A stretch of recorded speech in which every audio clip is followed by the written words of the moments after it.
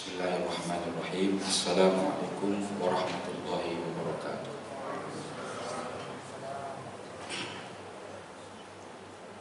Innal hamdalillah nahmaduhu wa nasta'inuhu wa nastaghfiruh wa na'udzu billahi min shururi anfusina wa min sayyiati a'malina.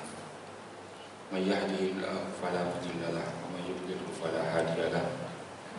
Asyhadu an la ilaha illallah wa asyhadu anna Muhammadan abduhu wa rasuluh al-mab'uts rahmatan lil alamin basyiran wa nadhiran wa hadiyan ilal haqqi wa sirajan munira. Rabbi shrah li sadri wa yassir li amri wahlul 'uqdatam min lisani yafqahu qawli. Amma ba'd. Tuan-tuan yang dikasihi oleh Allah Subhanahu wa taala, bersyukur kita kepada Allah Subhanahu wa taala. Malam hari ini kita diberikan umur yang panjang, kesihatan yang baik, keimanan yang sempurna, sehingga dapatlah kita menunaikan kewajiban kita sebagai hamba Allah Subhanahu wa taala, menunaikan solat maghrib secara berjemaah. Dan insyaallah seterusnya kita akan menyambung untuk kita mengisi masa luang kita menanti masuknya waktu solat Isya. Pengurusan surau ini telah pun mengaturkan jadual kuliah maghrib untuk bersama-sama kita menambah ilmu, memahami ayat suci Al-Quran dan juga sunnah Rasulullah SAW. Saya ucapkan tahniah dan syabas kepada pengurusan surau yang baru dilantik 2024-2026. Semoga amanah dan bertanggung jawab dalam menjalankan tugas untuk menguruskan rumah Allah Subhanahu wa taala. Ketahuilah tuan-tuan dan puan-puan bahwa tiada tempat yang paling baik selain daripada rumah Allah Subhanahu wa taala. Jadi yang paling disukai oleh Allah Subhanahu wa taala itu adalah masjid-masjid, surau-surau, dan yang paling dibenci adalah pasar-pasar, diriwayatkan oleh Imam Muslim. Dan juga diucapkan minta terima kasih kepada ahli jawatan kuasa surau yang sudah pun melaksanakan masa baktinya sebelum ini. Semoga jasa tuan-tuan diberikan ganjaran pahala di sisi Allah oleh Allah Subhanahu wa taala. Salawat dan salam tak lupa juga untuk kita sampaikan kepada junjungan kita Nabiullah Muhammad sallallahu alaihi wasallam, Nabi akhir zaman, yang telah membawa kita daripada alam kejahilan ke alam kepandaian, dari alam kegelapan ke alam terang benderang, daripada kita tidak tahu suatu urusan agama, ilmu agama, pada satu keadaan di mana kita mahir dan mengetahui apa yang diajarkan, yang dimahukan oleh agama Allah Subhanahu wa taala. Itulah Rasulullah SAW, sebaik-baik makhluk Allah Subhanahu wa taala. Bahkan tiada satu pun makhluk yang diciptakan oleh Allah Subhanahu wa taala yang mampu menembusi langit ketujuh selain daripada Rasulullah SAW. Bahkan malaikat Jibril alaihissalam pun yang mengiringi Rasulullah SAW ketika Isra dan Mi'raj pun tak mampu untuk menembusi Baitul Ma'mur itu. Sebab setakat itu sahajalah had yang diberikan oleh Allah Subhanahu wa taala. Tetapi baginda Rasulullah SAW satu sosok tubuh yang sangat-sangat dimuliakan oleh Allah Subhanahu wa taala mampu menembusi itu. Inilah kemuliaan Rasulullah SAW. Semoga tuan-tuan semua dan perempuan yang hadir pada malam hari ini ataupun yang menyaksikan siaran YouTube ini mendapatkan pengiktirafan daripada baginda Rasulullah SAW sebagai umatnya, insyaAllah. Tuan-tuan yang dikasihi oleh Allah Subhanahu wa taala,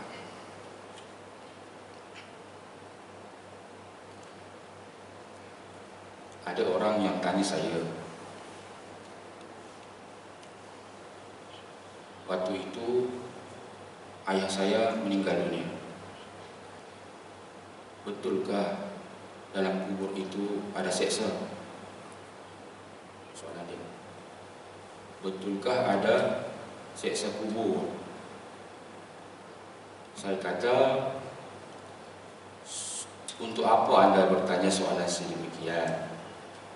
Apa pentingnya Anda bertanya soalan sedemikian? Kalaupun siksa kubur itu tiada, dan semasa di dunia Allah Subhanahu wa Ta'ala memberikan peluang kepada Anda untuk mengumpulkan sebanyak-banyak amalan untuk berjumpa dengan situasi di alam kubur itu, maka tiada yang perlu ditakutkan, sebab Anda sudah pun bersedia semasa di dunia. Kalau sekiranya ada siksa kubur itu, tak perlu ditakutkan. Apatah lagi kalau memang tak ada. Jadi tidak ada yang Anda dirasa dirugikan. Ini berbeza kalau sekiranya Anda tidak percaya bahawa di dalam kubur itu ada siksa. Semasa di dunia Anda hanya bermain-main saja, leka dengan dunia, lupa dengan Allah Subhanahu wa Ta'ala, lupa bahawa Anda ini diciptakan oleh Allah Subhanahu wa Ta'ala sebagai hamba untuk beribadah kepada-Nya. Dan ketika Anda masuk kubur, ternyata ada siksa itu. Yang tadinya Anda tidak percaya, lalu ketika Anda dimasukkan dalam kubur dan terbukti ada, apa nak buat? Nak lari? Nak bagi rasuah? Tak boleh. Takkan boleh.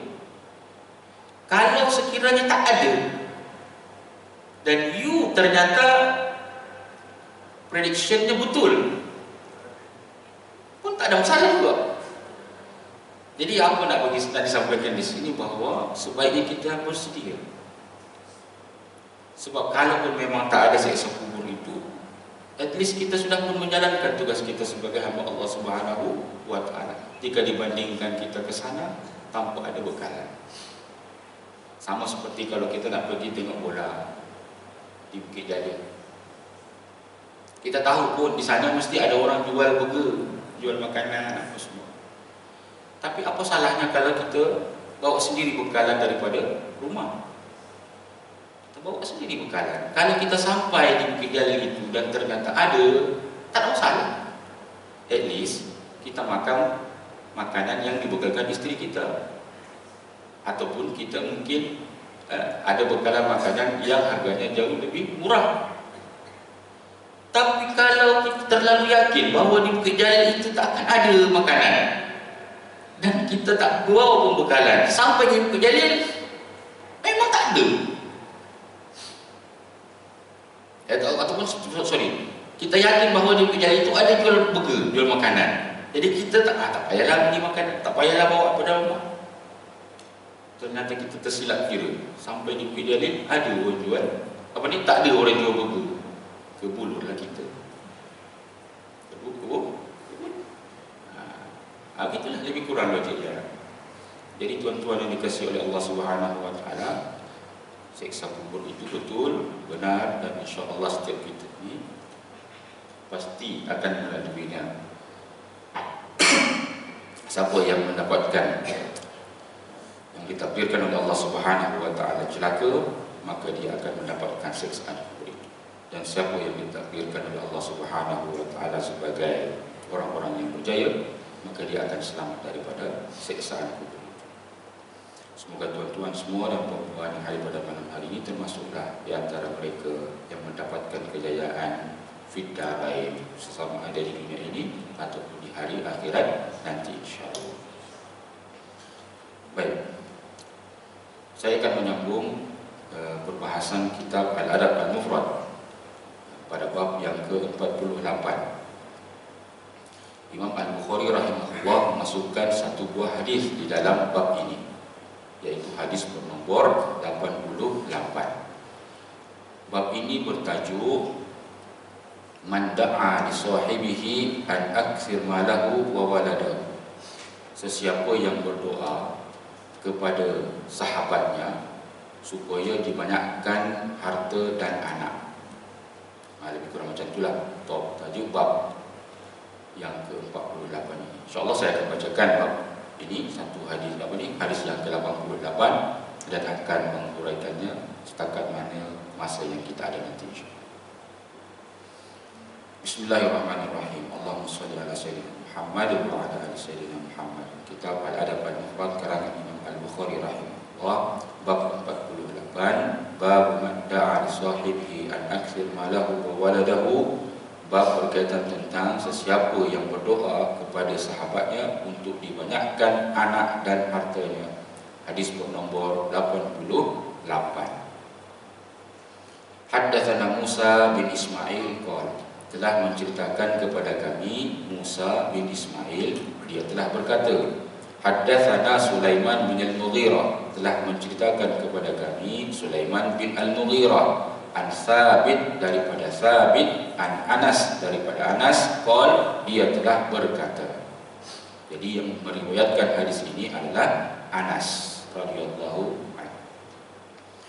Anas radhiyallahu taala anhu telah berkata, dakhaltu 'alan nabiy sallallahu alaihi wasallam yauman, aku telah melawat Rasulullah sallallahu alaihi wasallam pada suatu hari. Wa ma huwa illa ana wa ummi wa ummu haram khalati, dan tiada siapa di rumah di situ melainkan aku, ibuku, dan ummu haram. Ummu haram ini adalah khalati, ataupun ibu saudaraku, ataupun mak-mak saudaraku. Sebab ibu Anas, nama dia Ummu Sulaim, dia bersaudara dengan Ummu Haram. Dalam bahasa Arab disebut sebagai khalah, dari pihak ibu. Kalau makcik itu dari pihak ayah dipanggil ammah, ammatun, makcik juga tapi di sebelah ayah. Kalau makcik itu di sebelah ibu dipanggil khalah. Jadi aku melawat Rasulullah SAW pada satu hari. Ada aku, Anas, ibuku Ummu Sulaim, dan makcikku iaitu Ummu Haram. Isdakhala alaina faqala lana, kemudian Rasulullah SAW pun menghampiri kami dan bersabda kepada kami, ala usalli bikum, eloklah kalau sekiranya kita menunaikan solat dan aku menjadi imam, kata Rasulullah SAW. Wa dzaka fi ghairi waqti solat, dan ketika itu bukan waktu solat, tapi Rasulullah SAW mengajak untuk solat. Faqala rajulun minal qaum, kemudian ada seorang lelaki daripada kaum berkata, fa aina ja'ala Anas minhu, di manakah Anas diletakkan oleh baginda Rasulullah sallallahu alaihi wasallam? Faqal ja'alahu bi yaminihi, Rasulullah sallallahu meletakkannya di kanannya.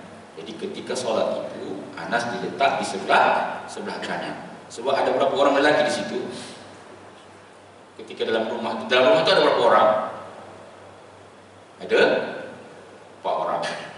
Rasulullah SAW, Anas, ibu Anas namanya Ummu Sulaim, kemudian makcik Anas, Ummu Haram. Jadi ada berapa orang lelaki? 2 lelaki, yaitu Rasulullah SAW, dia jadi imam, makmumnya siapa? Anas. Posisi makmum berada di mana? Kalau seorang lelaki di sebelah kanan, dan yang makmum yang seterusnya itu yaitu ibu Anas dan juga makcik Anas di belakang Rasulullah SAW. Jadi ada yang tanya, di manakah Anas berada? Maka dijawab, Anas itu berada di sebelah kanan Rasulullah SAW. Summa shalla bina, jadi Rasulullah SAW pun solat bersama kami. Summa da'a lana, kemudian Rasulullah SAW pun mendoakan kami. Ahlal bait, yaitu ahlal bait ini maknanya ahli keluarga. Rasulullah SAW mendoakan ahli keluarga. Apa isi doa Rasulullah SAW? Bi kulli khairin min khairid dunya wal akhirah. Semua ataupun seluruh kebaikan sama ada di dunia dan di akhirat. Itulah isi kandungan doa Rasulullah SAW selepas solat ketika itu. Faqalat ummi, maka ibu pun bertanya, ya Rasulullah, wahai Rasul, khuwaidimuka, biasa kita dengar perkataan khadim ataupun khadam, yaitu pembantu. Kalau khuwaidim itu adalah pembantu tapi daripada golongan anak-anak kecil, dipanggil khuwaidim. Khuwaidimuka, pembantu kecilmu. Ud'ullahu lahu, doakanlah untuk dia. Fada'ali bi kulli khair, maka Rasulullah SAW pun mendoakan aku atas segala kebaikan.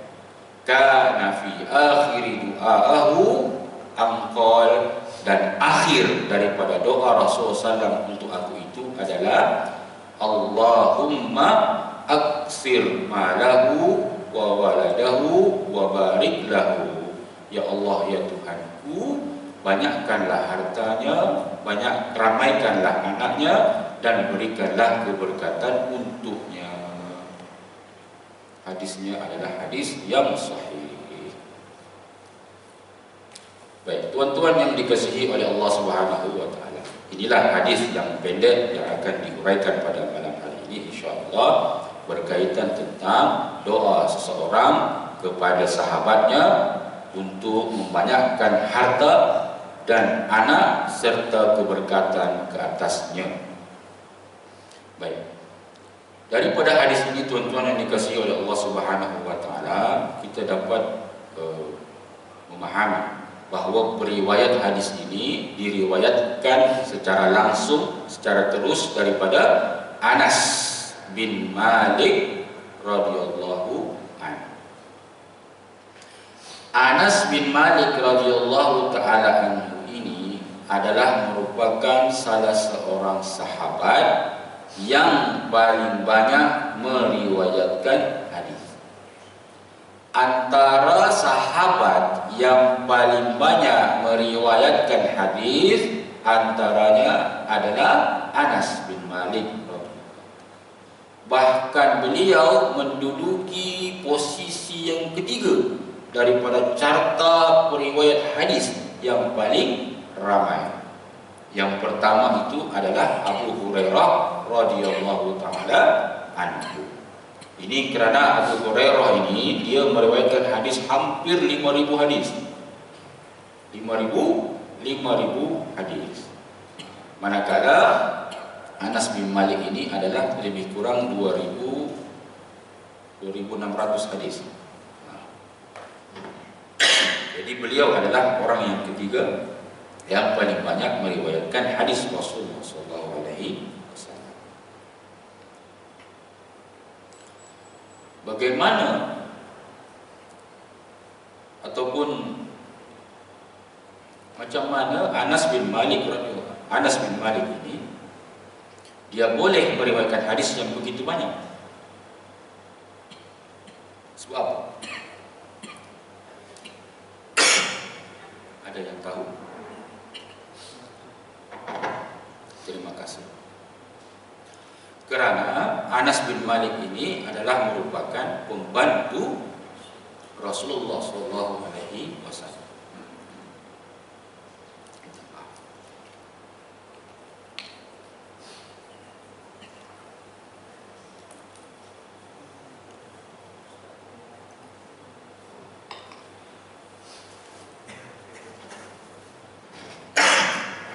Jadi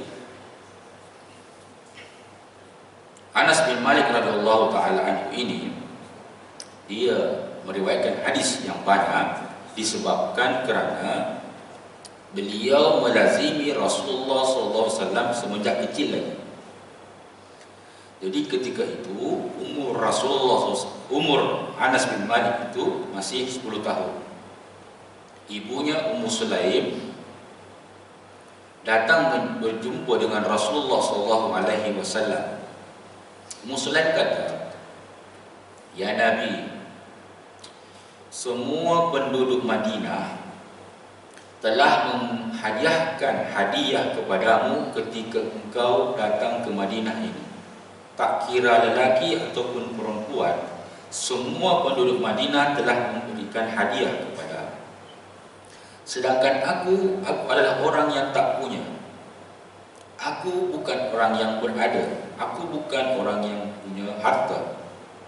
Tapi aku ada anakku ini, yaitu Anas bin Malik. Ketika itu umurnya 10 tahun. Anas bin Malik umurnya 10 tahun ketika Rasulullah SAW berhijrah ke Madinah. Ambillah dia dan jadikanlah dia sebagai pembantu. Dan tempoh berkhidmatnya Anas bin Malik radhiyallahu taala anhu bersama Rasulullah SAW itu lebih kurang 10 tahun juga.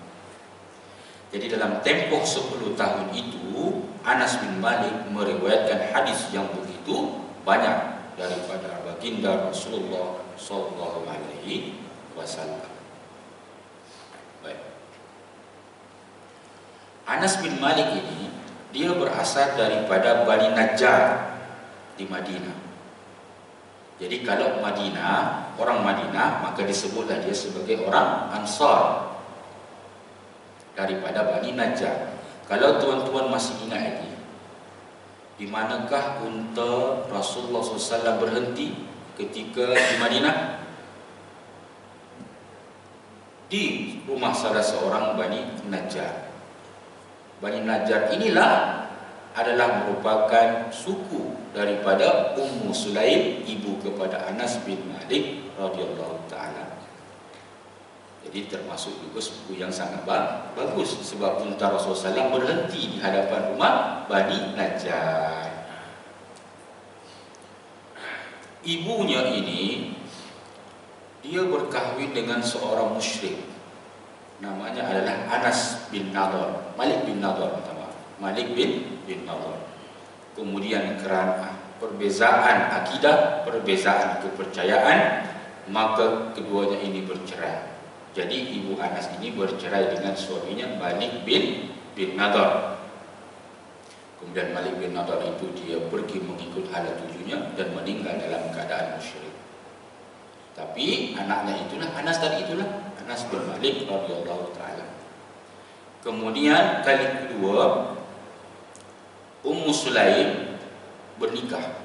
Ramai orang yang datang meminang Ummu Sulaim. Salah seorang daripada yang datang meminang Ummu Sulaim ketika itu adalah dipanggil Abu Talha. Abu Talha telah menjanjikan emas dan perak sebagai mahar kepada Ummu Sulaim. Tapi semuanya itu ditolak oleh Ummu Sulaim. Lalu apa yang menjadi maharnya? Menjadi maharnya itu adalah masuk Islam sahaja. Aku tidak perlu hartamu, tak perlu emasmu, tak perlu perakmu. Kalau kamu mahu menikah dengan aku, maka jadikanlah maharmu untuk memeluk agama Islam. Maka Abu Talha yang asalnya kafir Quraisy, dia pun memeluk agama Islam menerusi dakwah daripada Ummu Sulaim radhiyallahu taala anha. Daripada perkahwinan kali keduanya ini lahir lagi lah adik tiri daripada Anas bin Malik, yaitu namanya Abu Umair. Dulu ketika Abu Talha itu dia pergi berniaga, pergi bermusafir, ditakdirkan oleh Allah Subhanahu wa taala Abu Umair ini meninggal dunia. Hebatnya Ummu Sulaim sebagai ibu, ketika suaminya datang daripada rantau, daripada berniaga, dia bukan maklumkan bahawa anaknya sudah meninggal dunia. Tidak diberikan berita duka, tidak disambut dengan berita kematian anak. tetapi dijamu, dilayan suaminya itu seperti biasa, seperti tak ada apa yang berlaku. Nanti setelah keadaan sedikit tenang, kemudian disampaikan, ditanya, apakah pendapat abang kalau sekiranya ada orang yang bagi pinjam kat kita, kemudian dia nak ambil barang dia? Oh, kita kena bagi tu. Itulah lebih kurang jawaban Abu Talha. Maka Ummu Sulaim pun kata, begitulah berlaku keadaan sekarang ni. Abu Umayyah dah tak ada. Dia sudah diambil oleh Allah Subhanahu wa taala yang telah meminjamkannya kepada kita. Tengok, inilah Ummu Sulaim, ibu kepada Anas bin Malik radhiyallahu taala anha, bagaimana dia punya cara berinteraksi dengan suaminya dan cara menyampaikan suatu berita kematian kepada suaminya dengan cara yang sangat-sangat berhemah. Tuan-tuan yang dikasihi oleh Allah Subhanahu wa taala, doa Rasulullah sallallahu alaihi wasallam sememangnya makbul. Doa Rasulullah SAW sememangnya makbul, diijabah oleh Allah Subhanahu wa taala. Sebab itulah daripada Anas bin Malik radhiyallahu taala ini, tuan-tuan tahu ada berapa ramai jumlah anak daripada Anas bin Malik? Tadi kan dengar tadi doa dia kan? Doa Rasulullah SAW tadi. Allahumma aktsir malahu. Ya Allah, banyakkanlah hartanya. Itu doa Nabi ni. Kita boleh lazimi juga dalam doa kita. Allahumma aktsir malahu. Ya Allah, banyakkanlah hartanya. Wa waladahu, dan anaknya, anak keturunannya. Wa barik lahu, dan berikanlah keberkatan kepadanya. Banyak harta, banyak anak, ramai anak, dan keberkatan. Jadi di sini didoakan anak dan harta.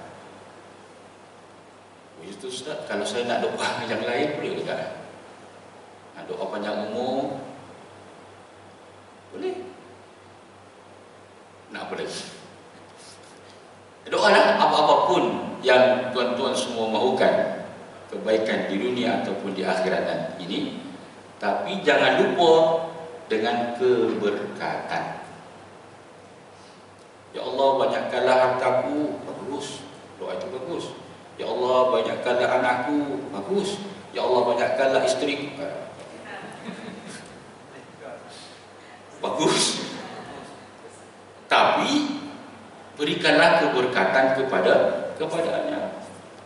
Banyak anak, tapi kalau asyik gaduh aja, tak ngam juga. Banyak harta, tapi harta itu justru meninggikan kepala kita, tak ada juga. Banyak isteri, tapi pening kepala juga, tak guna juga. Jadi yang eloknya adalah kita meminta semua yang baik-baik itu, tapi perlu keberkatan. Itulah, dan ini yang biasanya yang kita lupa.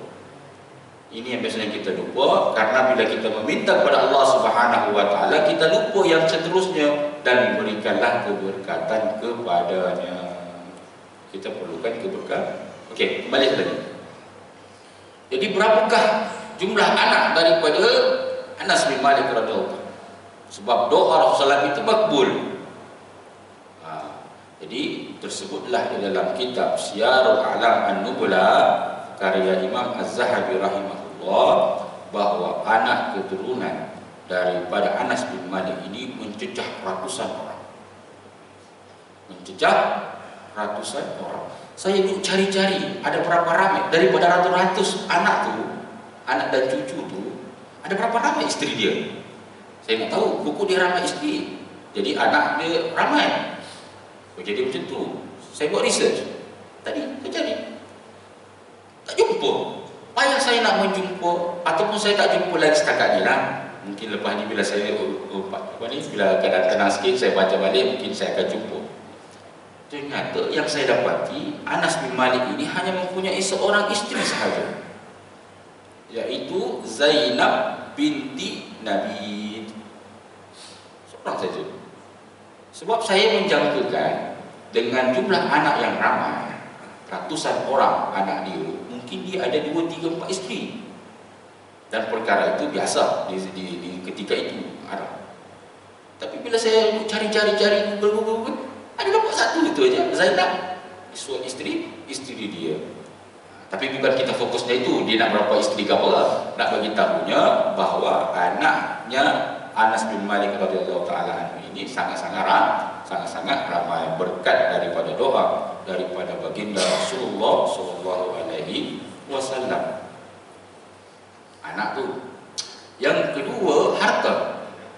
Dan ini adalah merupakan pengakuan daripada Anas bin Malik sendiri bahawa dia berkata, aku orang yang paling banyak harta di kalangan Ansar. Itu disebutkan sendiri, dilafazkan sendiri oleh beliau bahawa akulah orang yang paling mempunyai banyak harta. Kalau dulu memang ibunya orang yang tak berpunya, tak ada harta. Tapi selepas didoakan oleh Rasulullah SAW, maka Anas menjadi orang yang paling kaya di Madinah ketika itu. Baik, tuan-tuan yang dikasihi oleh Allah Subhanahu wa taala.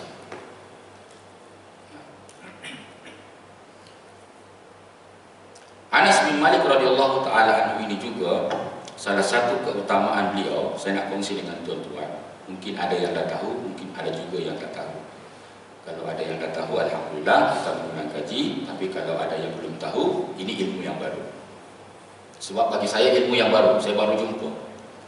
Rupanya Anas bin Malik radhiyallahu taala anhu ini adalah merupakan salah seorang penyimpan rahsia Rasulullah sallallahu alaihi wasallam. Dia ataupun beliau adalah merupakan sebaik-baik orang yang menyimpan rahsia, menyimpan amanah jika diamanahkan sesuatu kepadanya. Dulu Rasulullah SAW ada memberikan satu rahsia, menciptakan satu rahsia kepada Anas bin Malik dan mengamanahkan kepadanya untuk tidak menceritakan kepada sesiapa pun. Bahkan ibunya, siapa tadi nama ibu dia? Ummu Sulaim bertanya, apa dia rahsia itu? Cuba nak korek-korek kepada Anas, apa dia rahsia yang Rasulullah SAW ini bagi kamu? Ibunya minta pun tidak dibuka, tidak dipecahkan rahsia itu. Itulah hebatnya Anas radhiyallahu taala. Hadisnya itu sahih, tuan-tuan yang dikasihi oleh Allah Subhanahu wa taala. Diriwayatkan oleh Imam Al-Bukhari. An Anas bin Malik asarra ilayya Nabi sallallahu alaihi wasallam sirran. Pada satu ketika Rasulullah SAW telah merahsiakan sesuatu kepada aku, satu rahsia. Fama akhbartu bihi ahadan ba'dah. Aku tidak pernah pun memberitahukan kepada orang selepasnya. Walaqad sa'alat li ummi Sulaim. Pernah satu ketika ibuku Ummu Sulaim tanya kepadaku, fama akhbartu bihi. Aku langsung tak beritahu pun apa rahsia yang Rasulullah sampaikan kepada. Sampai hari ini pun saya pun tak tahu apa dia rahsia yang Rasulullah SAW bagi kepada Anas. Lu cari research apa rahsianya yang Rasulullah bagi itu kepada Anas. Mungkin sudah ada mungkin sudah pernah dipecahkan. Rupanya tak jumpa juga sampai ke hari ini. Sampai saya bercakap ini tak jumpa juga. Apakah dia rahsia yang mahu kita yang ingin sangat diketahui oleh Ummu Sulaim ataupun ibundanya itu. Tapi di sini poin penting dia, kita nak beritahu bahawa Anas bin Malik ini adalah orang yang paling menjaga rahsia. Seterusnya, Anas bin Malik ini kerana dia melazimi Rasulullah SAW, banyak bersama dengan Rasulullah SAW sehari semalam, berada di rumah Rasulullah SAW, maka solatnya itu menyerupai solat Rasulullah SAW. Dia berguru terus kepada baginda Rasulullah SAW, melihat secara terus bagaimana Rasulullah SAW mendirikan solat. Maka solatnya itu sangat-sangat mirip dengan apa yang dilakukan oleh Rasulullah SAW. Abu Hurairah radhiyallahu taala anhu pernah berkata, "Ma ra'aitu ahadan," aku tak pernah jumpa orang lain, aku tak pernah nampak orang lain, asbaha bi salati Rasulillah SAW, orang yang hampir sebiji sama dengan solat Rasulullah SAW, min ibni Ummu Sulaim, daripada anak Ummu Sulaim, yaitu Anas. Itu persaksian daripada sahabat Rasulullah SAW sendiri, yaitu Abu Hurairah, bahwa Anas inilah yang solatnya sangat-sangat mirip dengan Rasulullah SAW. Seterusnya tuan-tuan yang dikasihi oleh Allah Subhanahu wa taala, keutamaan daripada Anas ini, mereka Anas bin Malik ini, dia kalau solat dia tak kira sama ada dia mukim atau dia safar, solatnya mesti terbaik. Solatnya mesti terbaik. Kadang-kadang ni kan, kalau kita musafir ni, kita kadang menunggang musafir itu. Menunggang maksudnya macam mana? Kadang kita kata dengan alasan kita ni musafir, maka solat kita pun ekspres mungkin berjadi tidak terlalu lama, terlalu panjang, macam ampun pendek-pendek dan sebagainya. Kita nak cepat semua. Macam tu kita menunggang keadaan itu, walaupun sebenarnya boleh je, tak ada masalah. Tapi Anas bin Malik ini, dia mungkinkah, dia musafirkah, solatnya itu masih lagi yang terbaik. Kemudian Anas bin Malik radhiyallahu taala anhu ini juga, dia kalau solat ni sangat lama. Solat sangat lama. Lamanya solatnya Anas bin Malik ini, rasanya tak ada siapa yang menandingi beliau. Apatah lagi di zaman inilah. Anas bin Malik kalau dia solat, maka kakinya itu akan mengeluarkan darah. Akan mengeluarkan darah. Jadi bengkak, keluar darah, menunjukkan betapa lamanya dia berdiri menunaikan solat. Itulah Anas bin Malik. Bagi bukti sikit Ustaz cakap saja ni. Dalilnya ada dalam kitab Siyarul A'lam An-Nubula karya Imam Az-Zahabi. Daripada Sumamah, dia telah berkata, "Kana Anas tu kalau dia solat, yusalli hatta tafattara qadamahu daman." Kalau dia solat, maka qadamahu, iaitu kakinya itu boleh tafattara, dia boleh pecah, mengeluarkan mengeluarkan darah. Mimma yutilul qiyam, disebabkan yutilul qiyam, terlalu lama dia berdiri, qiyam dia terlalu lama. Itulah Anas bin Malik radhiyallahu anhu. Disaksikan oleh orang lain bahwa Anas ini kalau solat memang sangat-sangat lama, bahkan sampai mengeluarkan darah. Dah masuk waktu kan? Masuk dah? Okey, saya tangguhkan sekejap bagi laluan azan isya. Minta maaf.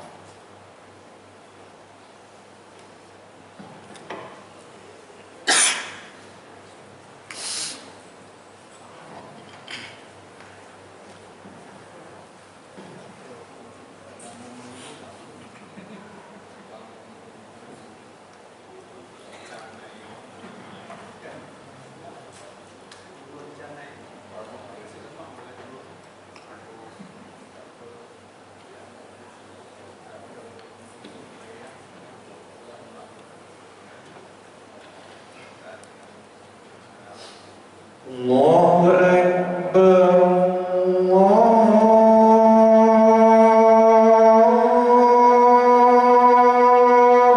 Akbar, Allahu Akbar.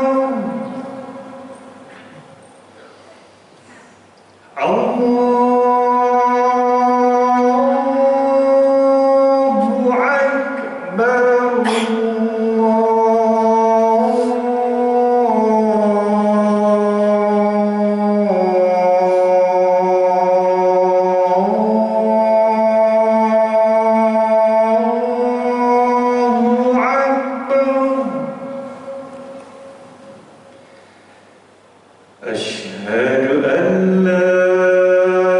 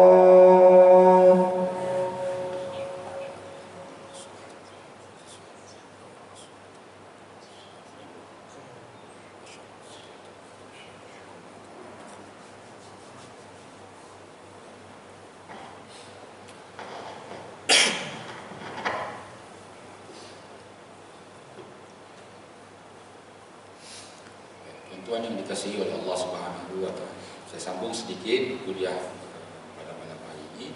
Ada dua perkara yang ingin saya sampaikan.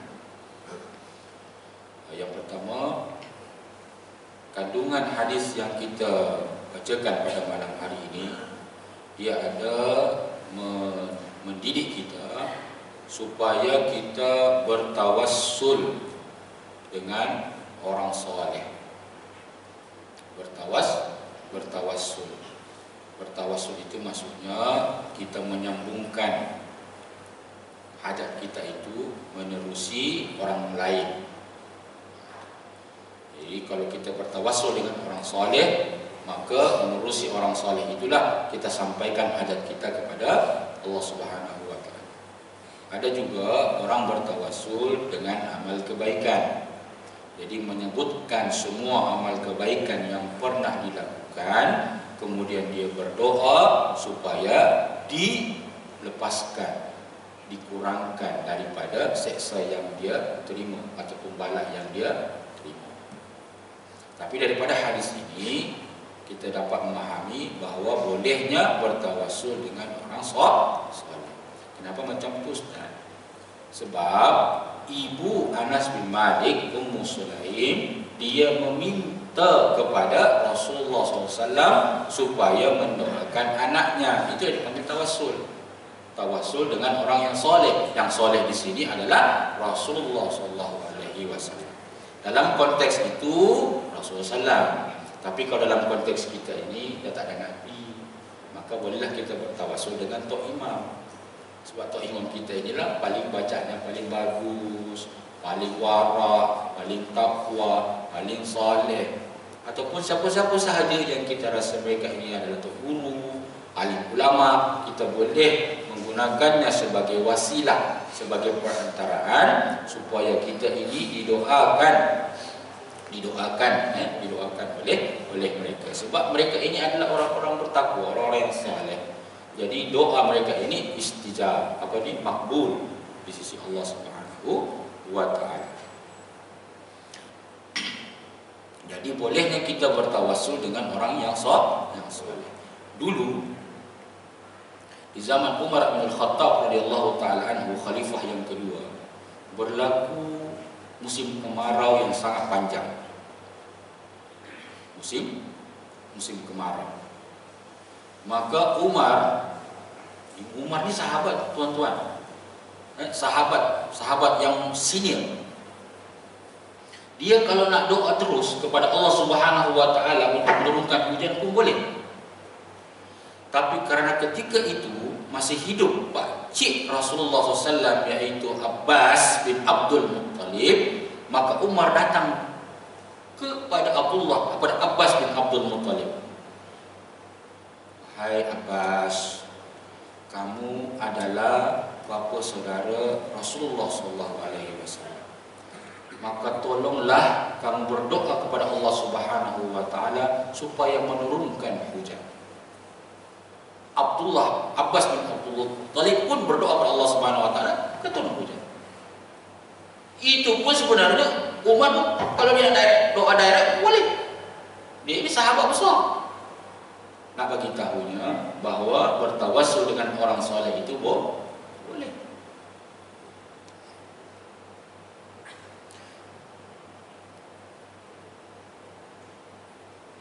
Pernah satu ketika Umar Al-Khattab radhiyallahu taala anhu mahu menunaikan umrah.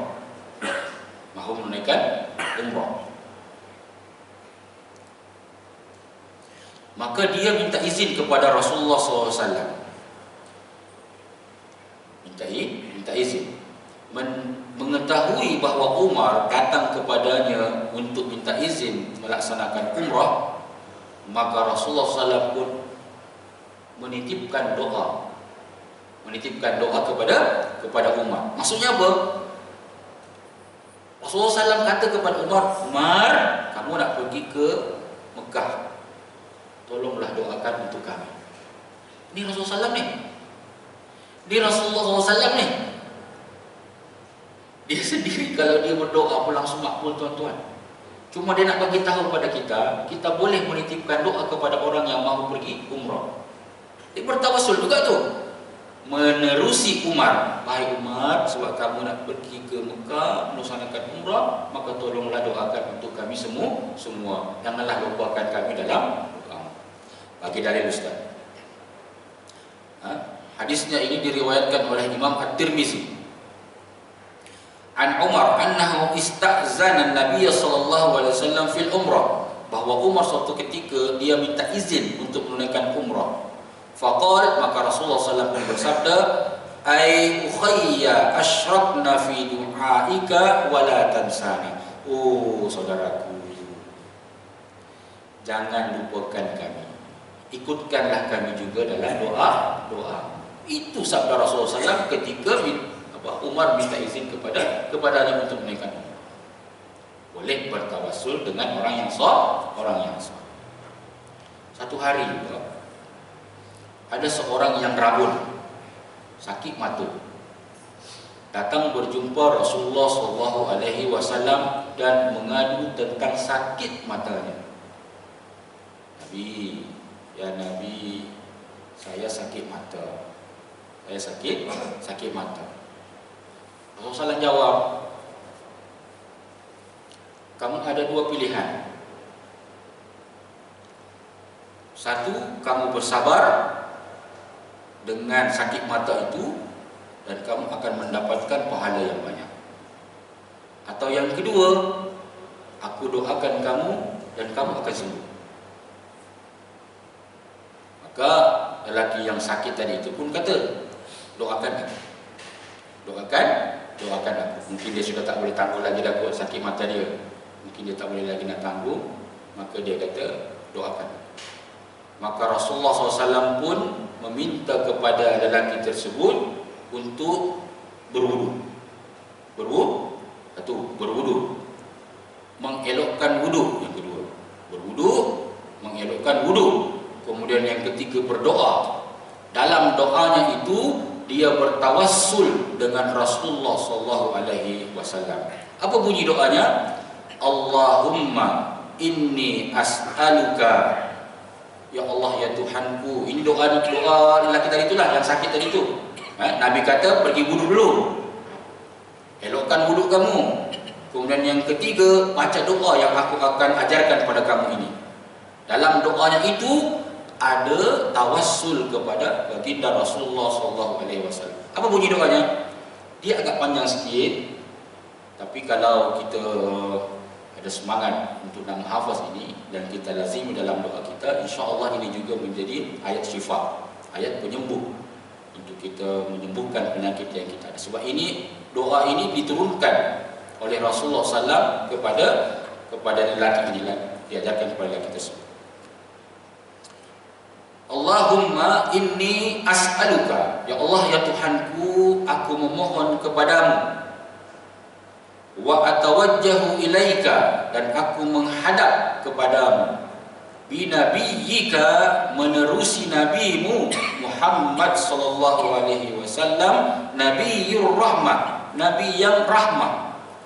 Inni tawajjahtu, sungguhnya aku menghadap kepadamu, bika, menerusi nabimu, ila rabbi, kepada Tuhanku, fi hajati, dalam hajatku ini, hadhihi, hajatku ini, lituqdali, untuk kamu tunaikan segala hajatku.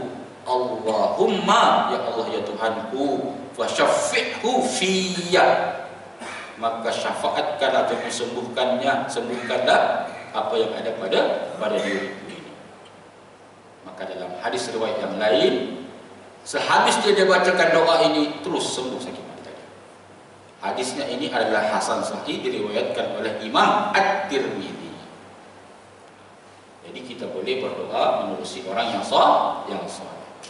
Tadi dalam hadis yang saya bacakan tadi ini, seorang lelaki buta ataupun yang sakit mata, dia mahu menyembuhkan penyakit matanya itu, dan dia datang berjumpa dengan Rasulullah SAW, bertawassul dengan Rasulullah SAW. Cuma ada 3 je yang perlu dibuat. Bersuci, elokkan sucian itu ataupun wudhu itu, dan 3, baca doa yang tadi dibaca tadi ini. Nanti saya akan share lah kepada Tuan Haji Ilyas lah doa ini. Semoga nanti kita boleh lazimilah doa ini. Allahumma inni as'aluka wa atawajjahu ilaika bi nabiyyika Muhammad nabiyyur rahmah, inni tawajjahtu bika ila rabbi fi hajati hadhihi liyuqdiya li, Allahumma fasyaffi'hu fiyya. Itu panjang sekali doa dia. Tak boleh bahasa Arab ya, nanti boleh bahasa Melayu dia. Nanti saya akan bagikan kepada tuan-tuan sekalian insya-Allah. Itu yang pertama. Yang kedua, sebelum saya menutup kuliah ini, dibolehkan untuk kita solat sunat berjemaah. Dibolehkan solat sunat secara berjamaah. Sama ada yang ada dalilnya ataupun yang tak ada. Kalau yang ada dalilnya itu seperti solat sunat apa? Tarawih, solat sunat Idul Adha, Idul Fitri. Apa lagi? Solat gerhana. Sunat apa lagi? Solat sunat istisqa. Ini semua ada dalilnya belaka. Solat sunat yang boleh dilakukan berjamaah. Lepas tu macam mana solat sunat yang tidak ada dalilnya, yang tidak ada riwayatnya? Sama seperti dengan hadis yang kita baca tadi inilah. Rasulullah SAW mengajak untuk menunaikan solat, tapi bukan di waktu solat fardu. Maknanya belum masuk waktu solat, tak masuk lagi solat zuhur, belum masuk waktu solat asar. Jadi kita boleh memahami di sini bahawa solat yang ingin ditunaikan oleh Rasulullah SAW itu adalah solat sunnah. Fi ghairi waqtiha, bukan pada waktunya. Maknanya solat sunnah itu bukan solat fardu. Dan mereka ini solat berjemaah. Namun begitu, jangan dijadikan kebiasaan. Jangan dijadikan kebiasaan. Nak dijadikan kebiasaan itu, yang tadi itulah yang banyak yang ada dalilnya itu. Solat istisqa, solat tarawih, apa lagi? Solat gerhana dan sebagainya. Tapi kalau yang solat yang tadi kita sebutkan tadi ini, dia tidak ma'ruf, tidak selalu kita dengar perkara itu berlaku. Boleh tak boleh? Boleh. Tapi jangan selalu. Wallahu ta'ala alam bisawab. Setakat itu sahaja yang dapat dikongsikan pada malam ini. Semoga bermanfaat. Mohon maaf atas segala kekeliruan dan kesilapan. Mohon maaf atas keterlanjuran bahasa dan keterlanjuran masa. Yang benar daripada Allah Subhanahu wa taala, yang silap daripada saya. Auzubillahi minasyaitonirrajim. Bismillahirrahmanirrahim. Allahumma shalli wa sallim ala sayyidina Muhammad wa ala ali sayyidina Muhammad. Allahumma ighfir lana dzunubana wa liwalidayna warhamhuma kama rabbawna shighara. Allahumma barik lana fi Rajab wa Sya'ban wa ballighna Ramadan. Allahumma akthir ma'lana wa auladana wa barik lana fima a'taytana. Rabbana atina fid dunya hasanah wa fil akhirati hasanah wa qina adzabannar. Sallallahu ala sayyidina Muhammadin wa ala alihi wasallam. Walhamdulillah. Terima kasih. Assalamualaikum warahmatullahi wabarakatuh.